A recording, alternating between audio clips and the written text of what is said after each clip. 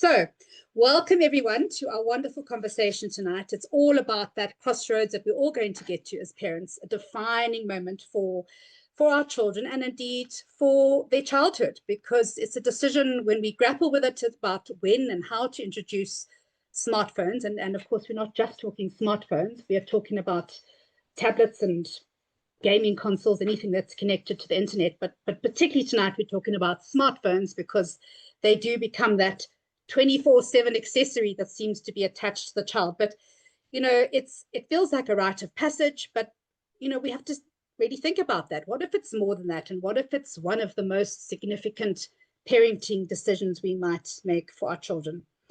So I'm Kate. I am a mum of teens myself, and I've been working in the child online safety field for many years now.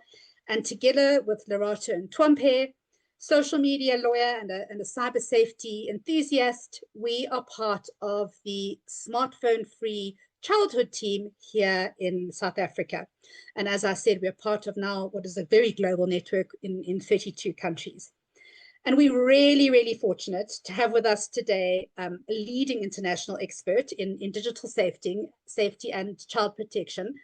I'm also very privileged to call him my friend, Chris McKenna. He is himself a father of four and the founder and CEO of Protect Young Eyes, an organization which has been advocating very strongly for change in the space of keeping our children safe online, and as if it's reached way into the US Congress and even into the World Economic Forum, Chris. So you've got amazing reach, you've got an amazing voice, and we thank you for joining us tonight and chatting to our community here in South Africa. Oh, this is such a pleasure. And I get to now add another chapter of smartphone-free childhood here in South Africa to the list of amazing chapters that I've had the chance to interact with. What an amazing movement. And I'm so pleased to be a part of this discussion. For everybody who's here, I appreciate that introduction is very kind. I do want to lead with I'm a dad and I'm in this, and no matter what experience I've gained from all those other places, gosh, the toughest experience and the most real experience is right here in my home. And by the way, I may have a visitor or two to prove the fact that I have the kids here with me. So just a real pleasure to be with everyone and to join this important conversation. Chris, can you share a little bit about your own personal journey and your mission and why you're on it and why you're so passionate about this? Sure, I would love to. Gosh, I don't know about anybody else listening or even Kate or Lerato. I didn't expect to be doing this. It wasn't as though I went out and saw a degree in online wellness or safety or protecting kids from pornography. That was never my intent. But I can look back and see how things have added up to prepare me for where I am today. So yes, father of four. My children are ages 13, 15, and 20. So I have a daughter who's at university, and then I have three teenage boys and a set of twins. Even within that set of twins, very different. I have one with a disability. He was born with Down syndrome, and one without, which I can tell you that the vulnerabilities that exist in children related to technology are exasperated in a child who, from a neurological perspective, challenged with the way that technology sometimes pulls him in. So again, I just want to reiterate, I am a father stumbling and bumbling through the digital age like many of you here tonight. But I was exposed to pornography at a very young age. The two-dimensional kind of version that we have today, when I was growing up, was very different than what we have today. But that's what I was exposed to, and it unleashed a lot of unhealthy curiosities inside of me. I didn't know how to process that. I mean, back when I was a kid, nobody talked about these kinds of things, right? And then the internet came along and just weaponized all of that in a way that was very unhealthy for me. And so as I started working through ministry and other places with young people, and I watched us unleash technology into the lives of young people, right? I watched them starting to bring devices into ministry events in the early kind of 2010, 11, 12. And I thought to myself, there's something unsettling, Kate, about putting 100 million choices and 100 million people into the pockets of our amazing young people. Because I thought about the 12 or 13-year-old version of me and just could envision all the bad choices I would have made had I had that many opportunities. in my pocket. And so Protect Young Eyes came out of this desire to help as many families around the world prevent their children from becoming the 12-year-old version of me, right? Because I saw us leading kids down that path, not because there were bad parents making bad decisions, but because we were being sold a lie through good marketing from But you know companies that better. were making promises that just weren't able to fulfill. And I wanted to educate. So that's the spirit behind Protect Young Eyes. And I hope we'll get into that more as we continue. Yeah, wonderful. Well, I mean, I've known you, I think, something like 6 years now, and I know you as the original advocate and proponent of delay is the way. You've often said that giving a child a device, a smartphone, a tablet, a gaming console, isn't just about the device, but about opening a door to an entirely new world. Because us parents all had a different experience growing up, and perhaps some of us didn't get smartphones like me until around 24. And it was a good old, Motorola flip phone. Others of us, when we got our smartphones, younger parents, didn't have all those apps that were on it.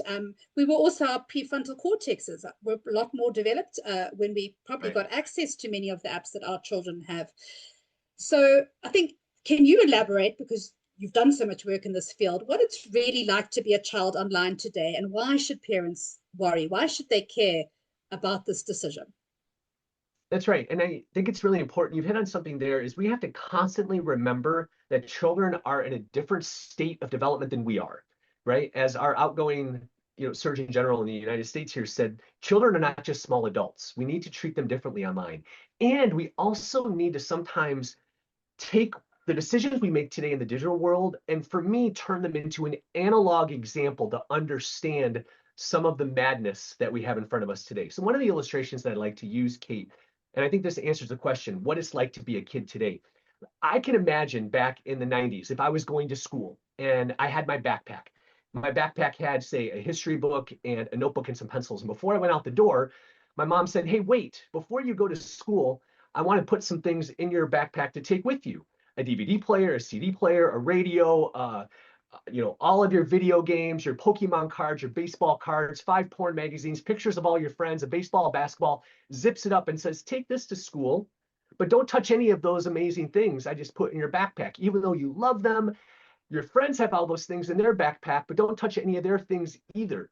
And if I hear that you've done any of those things, then you're grounded for a month. Have a great day at school, right?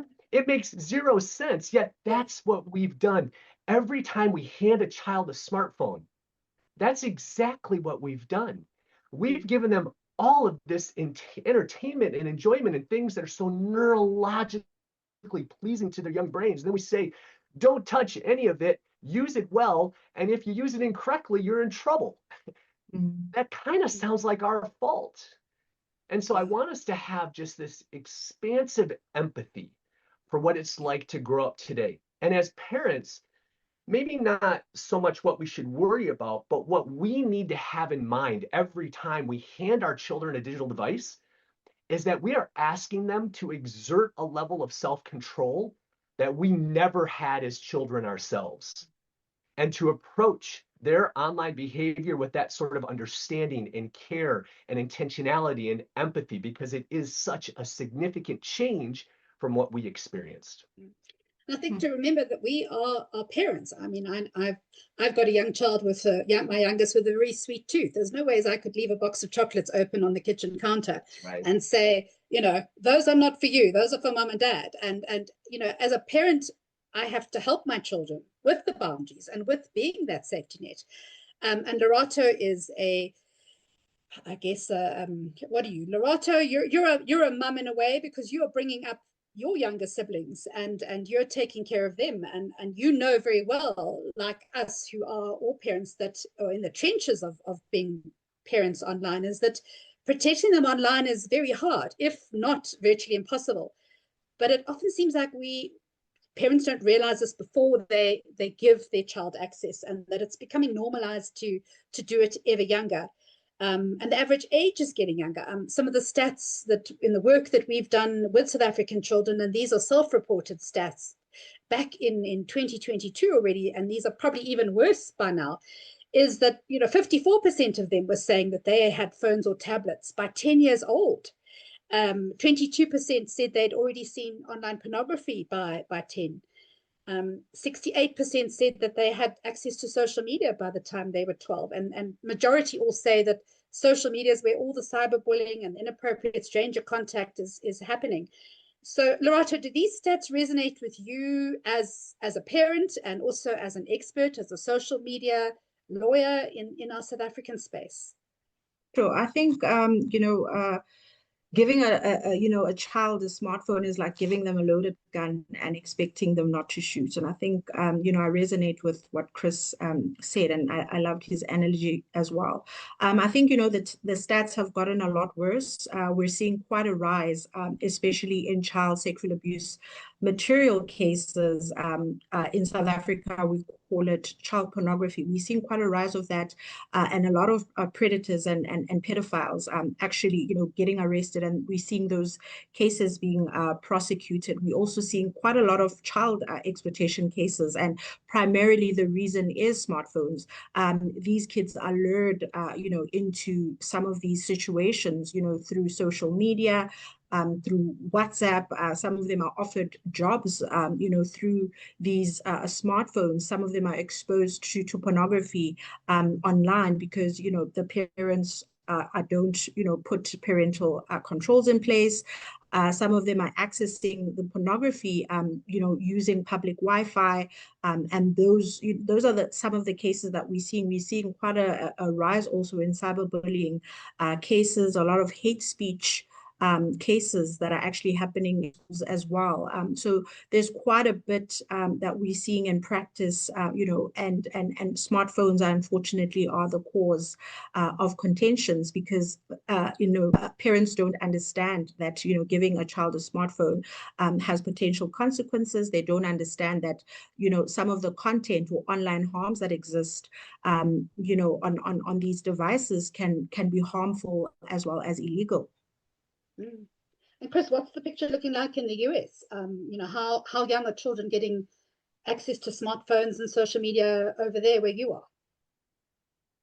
Well, what we're seeing over here, and I think it's due to some of the changes that have started last year, which, we'll get into the anxious generation and other efforts that are creating this tipping point. We're seeing this great divide here in the States.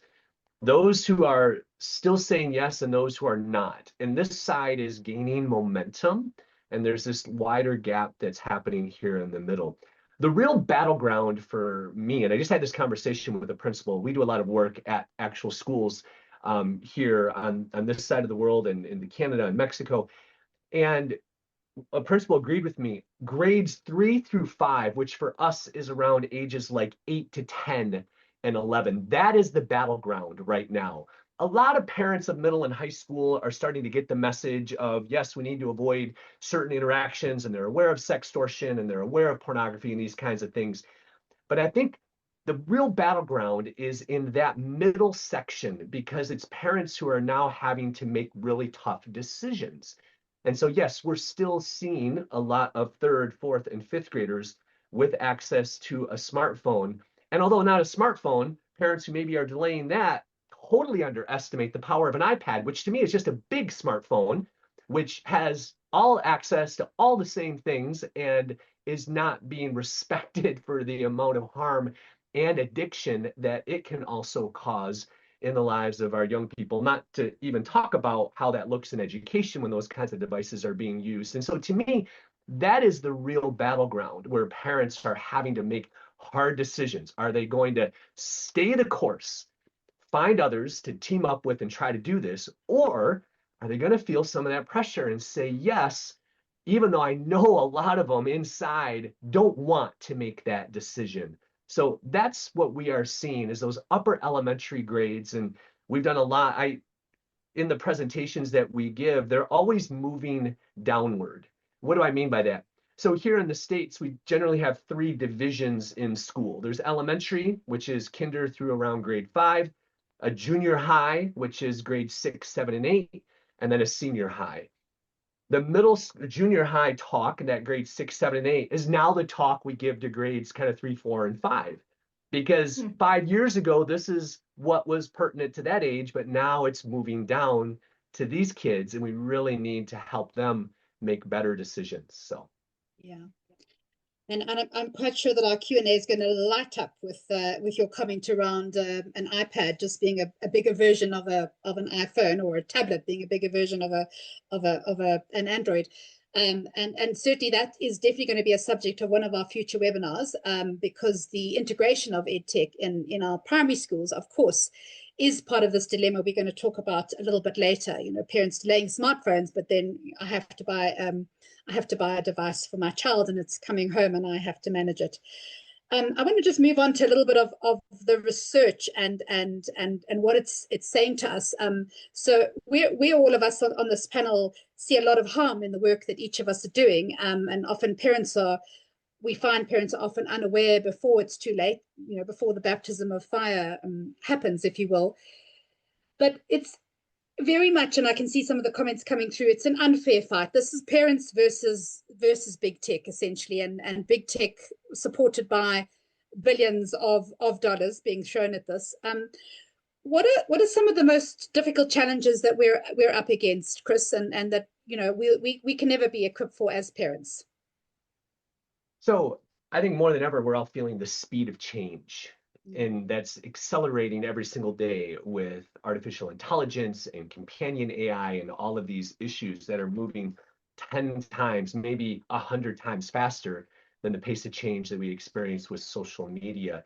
And so I think that's a struggle. That's always been a struggle for parents who have so much going on, juggling so much, and now it's changing even faster. So I think the speed of change is a challenge, and the complexity of the technologies that are in front of kids today, because all social media that kids are using has AI in it. So these aren't two separate things anymore, where it used to be, well, this was YouTube and this was social media, and it's all kind of becoming AI-driven technology, and that's making it complex for parents to understand, which is why it's so important to have these webinars. I know your website's going to have content. Our website has content. We want to help unpack some of that.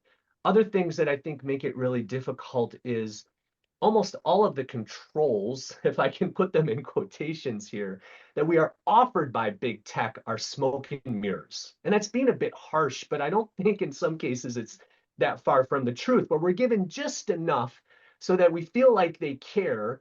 And even if we figure out where they are, they're often poorly designed.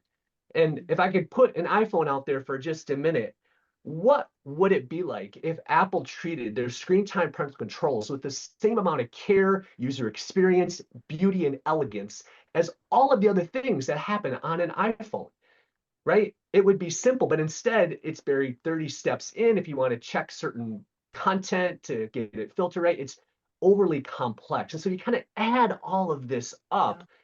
That's at the device level. Looking at the applications, almost every application that we might even offer to our child that has some good content, like YouTube, for example, almost always is mixed with content that isn't, that is mixed with characters or humans that don't care about kids. They're all mixed spaces. And so I think these are some of the challenges that parents feel with every digital decision. It comes with all of this baggage that requires they do a lot of research and understanding, and that can be overwhelming for most parents, including myself. And I think as a parent myself, I think the fact that we do not have any international body sitting and giving proper age ratings to the apps that are put on the app stores, whether it's the iStore or the Google Play Store.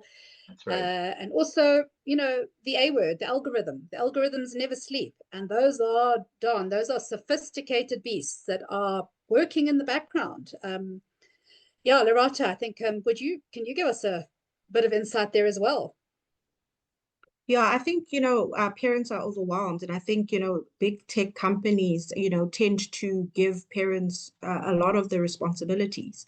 I think when it comes to parental controls, as a parent, you need to set it up.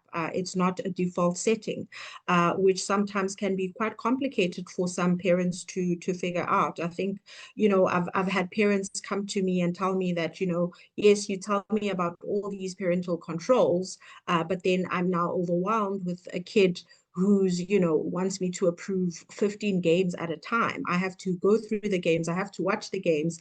I have to ensure that they're safe. And I think, it is a big fight that's very unfair because, essentially we are expecting too much from the parents. But I also think, parents do use, smartphones as babysitters, and I think sometimes because we're not that informed and, as Chris alluded, especially with younger parents, you don't think it's going to be harmful to your child. You don't think they're going to be addicted.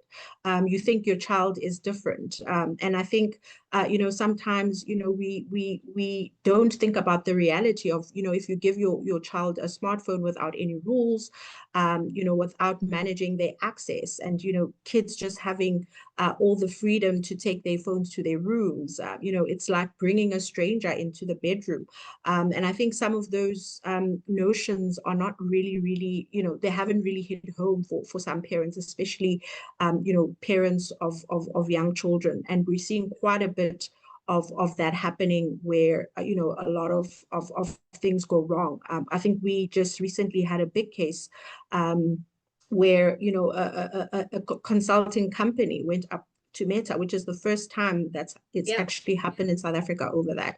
So I think we're seeing quite a lot of things that are happening that we could certainly do a lot of information and enforcement and compliance by these tech companies. And I think our government also just needs to get it more involved in terms of ensuring that there's compliance and that there's enforcement of the regulations that already exist in our country.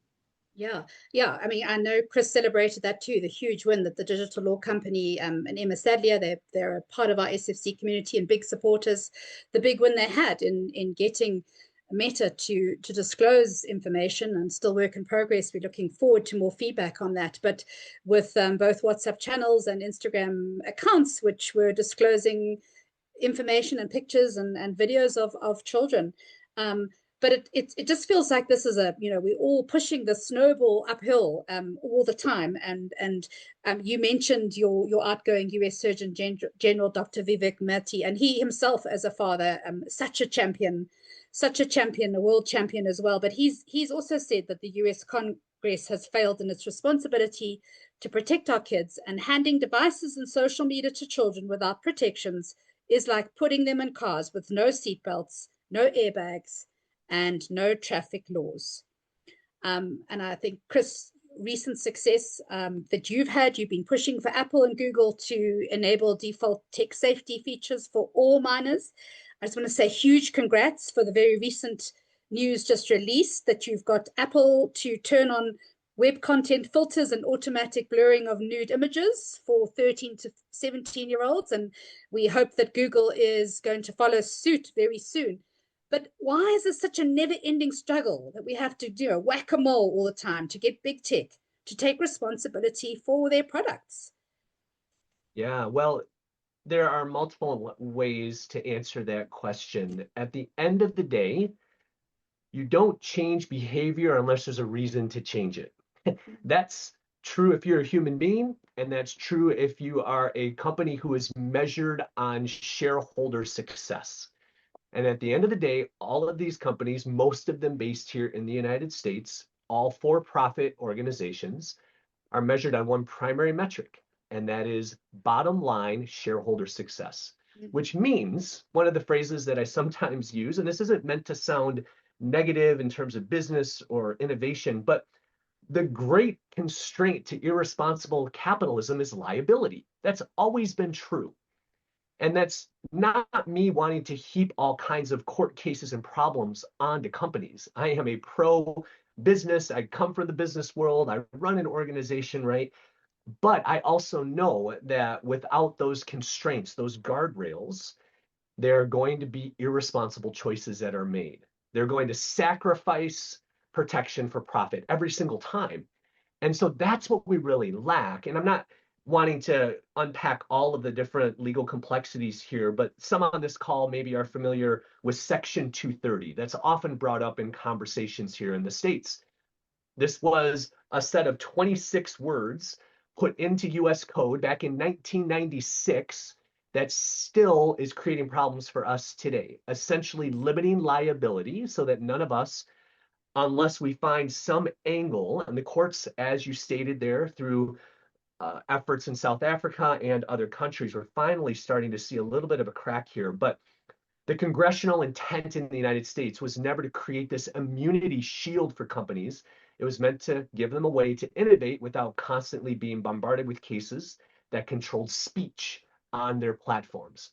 Well, now what that has been expanded to mean is features on platforms. So if there's a horrible feature on a platform, like the speed filter on Snapchat, for example, or Snap Maps, where you're connecting kids with drug dealers and others without any way of holding them accountable, that 26 words has now been inappropriately applied to all of these features. And so parents really don't have any recourse.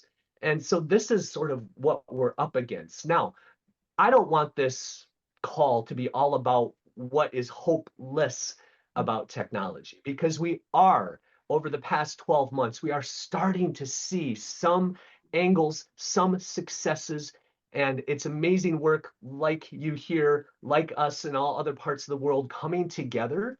And we are starting to see some success. So I want to end with that little bit of hope, because yes, it's a challenge, but we are going to continue to see little successes for parents, and it's going to be a good thing.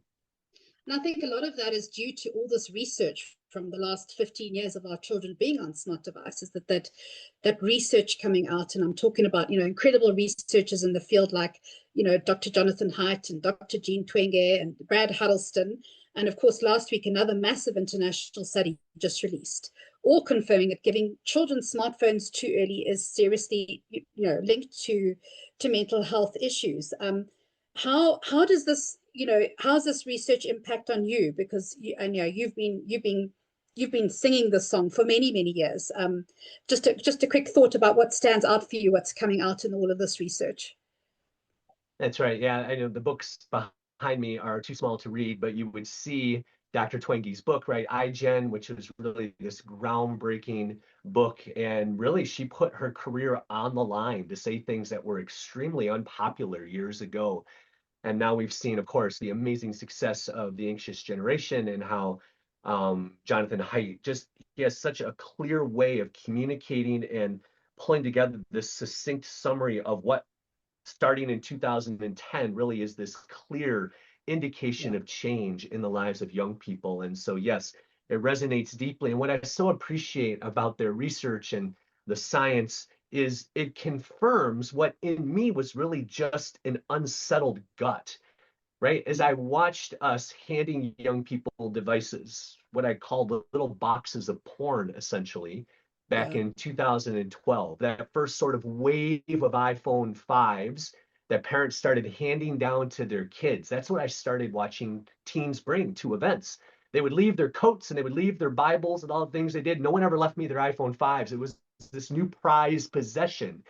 And there was just something unsettling to me about that. But we didn't have the research, we didn't have the information. It just seemed like a bad idea to give amazing young people with brains that love to be curious and take chances, all of these chances. But now we have the information to support what I know, even in many of the parents, and particularly a lot of moms, because I'll be really honest, it's a lot of moms who are driving this movement all over the world. There's something about a mama's gut and a mama's heart that you just don't doubt.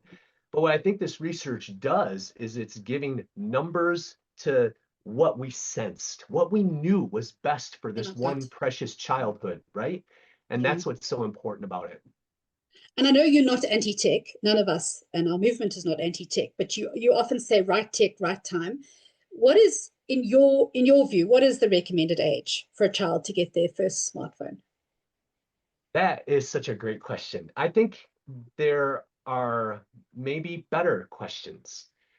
Every child is a little bit unique. Now, I'm going to answer the specific question because I'm a left-brained CPA who loves numbers and spreadsheets. So I do love numbers. But I think first we each have to ask, what digital decisions give my children the best chance at the most fulfilling childhood? And I think we need to ask that question for each of our children, because as I look at my 3 teen boys, for example, who are radically different in personality and their behavior and all, right? I am making different, unique, customized digital decisions based on what I believe is going to set them up for their best childhood. Now, I fully align with some of the numbers that are attached to what we're seeing now globally. I want, and this won't translate exactly to the way that school breaks up in South Africa, but for us, I want kids to get through all of elementary and as much of junior high and early senior high as possible as face-to-face as possible. That means removing smart devices which have access to the internet and apps, right, from those spaces. So that's probably about age 14 or 15. Let's get them devices that are less smart. I don't want to call them dumb. Heck, they're still widely intelligent, right? But there are a lot of choices we can make that are actually designed for children during that span, as social media. I loved in the poll there, it looked like 40% were 16 and above. I mean, based on what we know, and we could do a whole nother webinar just on adolescent brain development, but just based on what we know about the limbic system, that connection, emotional middle part of the brain, getting them to at least age 16, where they have a little more connection to that prefrontal cortex, a little more connection to reasoning, absolutely. Is there any problem in waiting till 18? Absolutely not. There's no such thing as waiting too long. There's no science that says that harms kids. So that's the direction. If I have to attach numbers, Kate, those are some of the numbers that I would attach. But I want to end, I know you're doing so good at moderating on this, and I just want to add one more statement to this, is that as parents, it can be really easy to get pulled in to making digital decisions because they make our children happy. I'm going to say something a little bit abrasive for just a minute, but I hope it's received in the right spirit and the right sense here. We are not responsible for our children's happiness. We are responsible for their future wellness and setting them up with digital decisions today that may not make them happy, but will set them up for future success as a student at university, as a spouse, as a worker, as someone who has an attention span, right? These are the types of things that we can set the course for today by making hard decisions.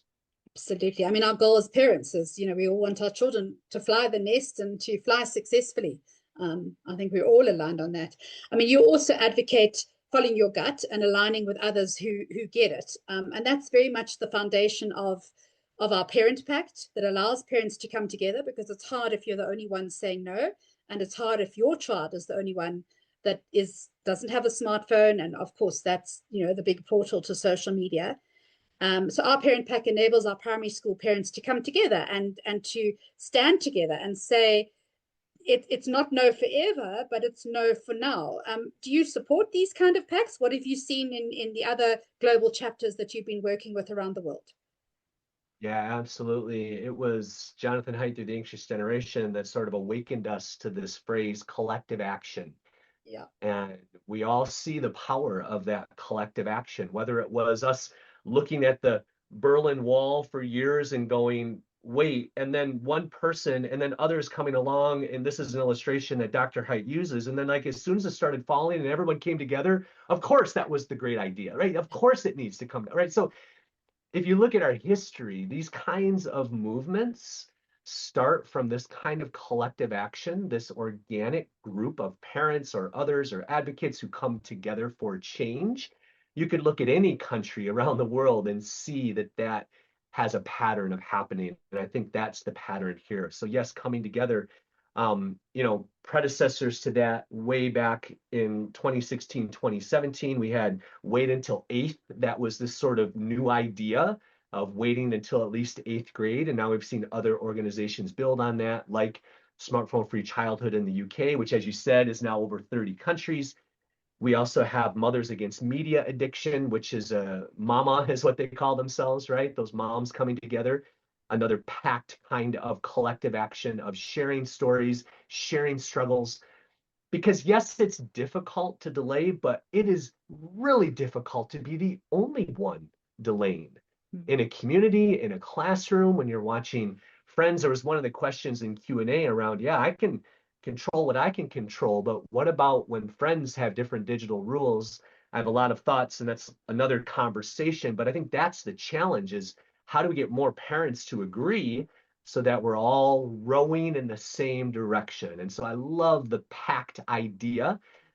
We have something similar, nothing like what is happening through Smartphone Free Childhood. We call it the Delay Manifesto, that you can sign and just agree to different mindsets around delaying, not anti-tech, but delay addictive technologies, and very similar concept, which we love and support.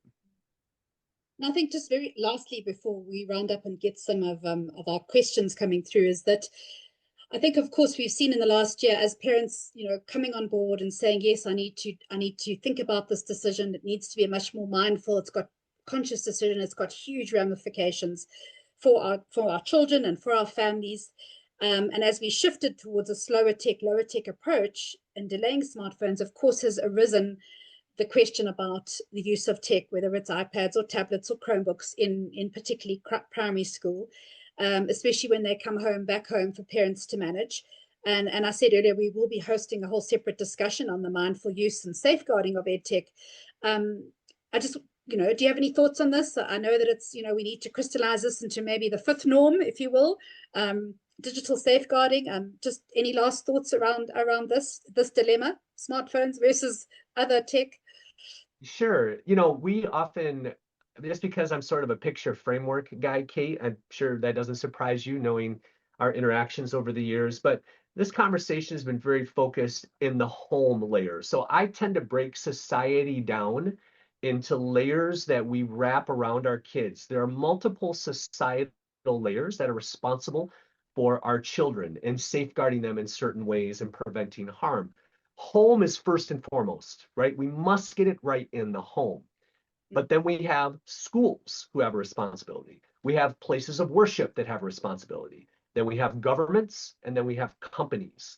All of these layers have responsibilities. And I'm sure that we could all agree that each of these layers is failing in some way in preventing harm in digital spaces with our children. And so, yes, schools are a massive part of this equation. I often talk about the 17 and the 7. I don't know how long during a day typical the kids are in school, but for us, it's around 7 hours, and home has 17 of those hours every day. 7 hours is a significant part of the day. And so there needs to be some partnership there, and schools need to be on the same page. And so whether it's ed tech, through Chromebooks or iPads that are being used, whether it's the influx of artificial intelligence into education, which has amazing benefits and also unbelievable potential for harm. How are we going to navigate that over the next 12 months? Each of those layers has responsibilities. And as we've talked about, we're seeing little successes in some of those layers, and we got to keep pressing ahead. Yeah, thank you for that. Well, it's been such an incredibly insightful conversation. We've loved having you. We've got a few minutes left, just to any Q&A from the audience. I'm going to ask Claire, who's been our moderator on the Q&A, maybe to pop in if there's any burning questions that Chris or Lorato can answer. Claire, do you want to come in and give us any that might need a little bit more attention that we haven't covered? Yes, thank you. Hello, everybody. So there are two questions that are related, asking slightly different angles, that would like to know or get a little bit more advice with regards to the decisions that they have at home to say no, but then they go to the school, and they would like some advice on how to navigate this safely. Anonymous was just asking for an opinion with regards to educating on devices, which is important. Learning is also play. So how do you balance this when the school is requesting access for school? Yeah. Lorato, do you want to take a Lorato? first pass, and then I'm happy to jump in? Yeah. I'm sure we both have some thoughts. Yeah. Yeah. So I think what's important is that, parents must lead, so that society, government, and tech companies can follow. And I think, if parents make those decisions, then it's easier, for them to convince the school, and eventually, to convince society that, delaying smartphone is the way, and, to encourage children to have normal childhoods that are away from technology. And I think we are seeing, a bit of that evolution in terms of how we're evolving. And we're hoping, that at the end of this, webinar, that, parents can start to delay conversations in their social and school communities, that they can initiate, the Delay the Device campaigns in their various communities, sign our parent pact so that you're not alone. In your community, you can find another parent who's probably struggling with you. And, if you join the pact, it's easier for you to be able to say no to the parents, and also take our phone-free school survey, which, enables, schools within your community to be smartphone-free schools. And that will definitely provide some guidance in how you actually handle smartphones as well as iPads or tablets within your community. Super. And all those links are going to be in your follow-up email. Yes. And Chris, do you want to respond to the question? Sure. I know that Smartphone Free Childhood in the UK has some excellent resources around communicating with your school with templates. We also have that with presentations that you could say take and put in front of you just to kind of walk through. What I think is important in this conversation is to, at every step of the way, look like one who is trying to be supportive instead of abrasive with this. This isn't us versus the school. At some point it may get to that and you have unique situations, but all along the way our tone is to come alongside and say, hey, this is what the research is saying, this is what is happening globally. It's not about taking phones away, it's about creating a distraction-free learning environment. How can we do this together? And having sort of a list of questions. So at Protect Young Eyes, under resources for schools, we have these kinds of research PDFs that you could attach to an email to send to a person in charge of IT at a school or to a curriculum director and say, I'm concerned about these things. Here's what some of the research is saying. Could we have a conversation, right? Trying to build that bridge between home and school. We have another post that is, what are the 5 questions that you should ask before a school year related to technology? So it's these kinds of curiosities and conversations that I think can be really helpful for parents. I think it's fantastic, Chris, because to be a head of a school or a teacher these days, my word, it's an important job, and it is. It's something together, and we've got lots of resources on our website too. We're going to be building a lot more, so look out for those. And I know, Claire, you would like to just say a few words now and introduce Adrian, who's just popped onto our screen. Yes, thank you, Kate. So before we all log off tonight, I would just like to introduce and give incredible thanks to Adrian. As a fledgling non-for-profit company, we are entirely volunteer-run and self-funded. So we would love to give our sincere thanks to our sponsor tonight, Fynbos Money CEO Adrian Bailey. He is a father and a member of our SFC community. He has also signed the pack. Adrian, would you like to say a few words? Sure. And I just say thanks very much. Yeah, as a dad, huge privilege to be part of this. I am, my wife and I are big supporters, always have been. So it was a no-brainer for us as a company to get behind what you guys are doing.